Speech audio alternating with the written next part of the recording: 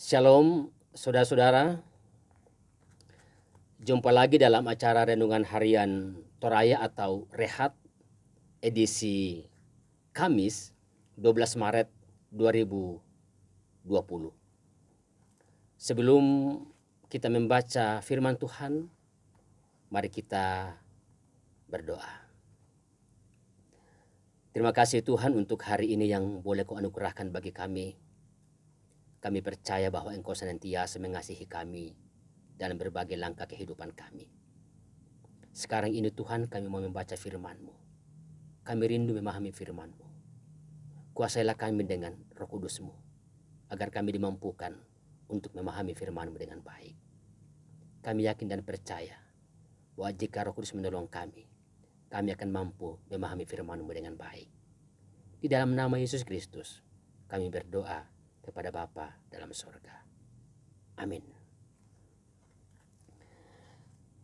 Saudara-saudara, pembacaan Alkitab hari ini adalah Kolose pasal 1 ayat 15 sampai 23.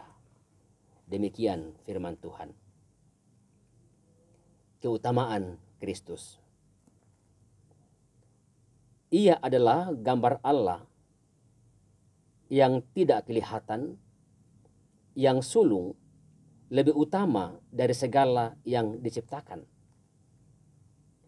Karena di dalam Dialah telah diciptakan segala sesuatu yang ada di sorga dan yang ada di bumi, yang kelihatan dan yang tidak kelihatan, baik singgasana maupun kerajaan, baik pemerintah maupun penguasa. Segala sesuatu diciptakan oleh Dia dan untuk Dia. Ia adalah terlebih dahulu dari segala sesuatu, dan segala sesuatu ada di dalam Dia. Ialah kepala tubuh, yaitu jemaat. Ialah yang sulung, yang pertama bangkit dari antara orang mati, sehingga Ia yang lebih utama dalam segala sesuatu. Karena seluruh kepenuhan Allah berkenan diam di dalam Dia, dan oleh Dialah Ia memperdamaikan segala sesuatu dengan dirinya, baik yang ada di bumi maupun yang ada di sorga, sesudah Ia mengadakan pendamaian oleh darah salib Kristus. Juga kamu yang dahulu hidup jauh dari Allah dan yang memusuhinya dalam hati dan pikiran, seperti yang nyata dari perbuatanmu yang jahat, sekarang diperdamaikannya di dalam tubuh jasmani Kristus oleh kematiannya, untuk menempatkan kamu kudus dan tak bercela dan tak bercacat di hadapannya.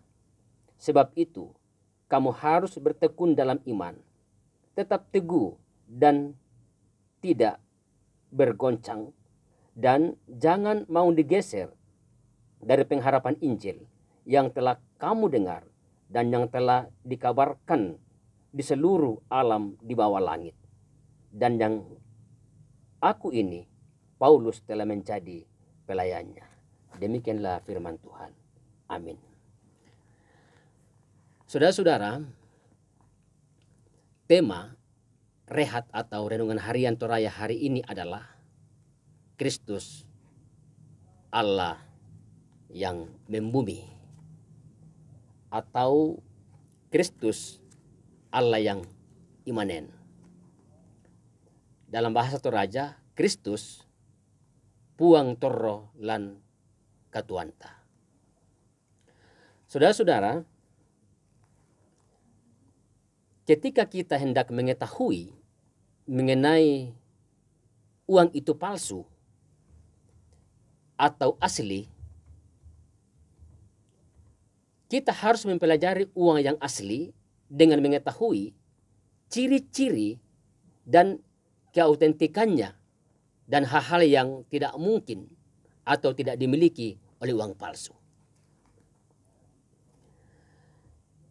Demikian juga untuk mengetahui mana ajaran yang palsu, mana ajaran yang asli, maka kita harus belajar dan mendalami ajaran Alkitab yang benar, serta pengenalan akan Kristus secara mendalam dan bagaimana ajarannya, sehingga kita tidak diombang-ambingkan oleh ajaran-ajaran sesat yang muncul di sekitar kita sekarang ini. Paulus ingin mengatakan bahwa di dalam diri Yesus Kristus, Allah diwujudkan dalam gambar kelihatan. Allah bukan hanya Allah yang transenden, tetapi juga Allah yang imanen, Allah yang hadir. Pada saat orang melihat Kristus, berarti mereka juga telah melihat Allah. Kristus memiliki natur Allah yang dinyatakan secara sempurna. Kristus adalah manifestasi Allah. Keutamaan Kristus menjadi pengharapan, kekuatan, dan jaminan yang tidak pernah pudar dan hilang, dan selalu ada, tidak pernah mengecewakan. Saudara-saudara, saksi Yehova memiliki pandangan yang berbeda dengan uraian di atas. Profil Yesus dianggap lebih rendah dari Allah, dan Yesus Kristus bukan Allah. Jemaat tidak perlu bertanya lagi ketika mereka datang dengan menguraikan hal ini. Kita sudah dapat menolaknya karena jelas bertentangan dengan kebenaran Alkitab. Paulus menguraikan Kristus sebagai representasi Allah yang hidup. Segala sesuatu diciptakan oleh Dia dan untuk Dia. Kristus adalah kepala gereja dan kepala tubuh. Kristus adalah Allah sejati dan manusia sejati. Kristus adalah juru damai dan juru selamat dunia. Amin. Saudara-saudara, mari kita berdoa. Terima kasih Tuhan, hari ini firman-Mu mengajar kami untuk senantiasa taat kepadamu. Allah yang telah hadir dalam diri Yesus Kristus semakin meyakinkan kami bahwa di dalam Yesus Kristus keselamatan telah dinyatakan. Ajarlah kami hidup kudus Tuhan. Terima kasih. Dalam nama Yesus Kristus kami berdoa kepada Bapa dalam surga. Amin.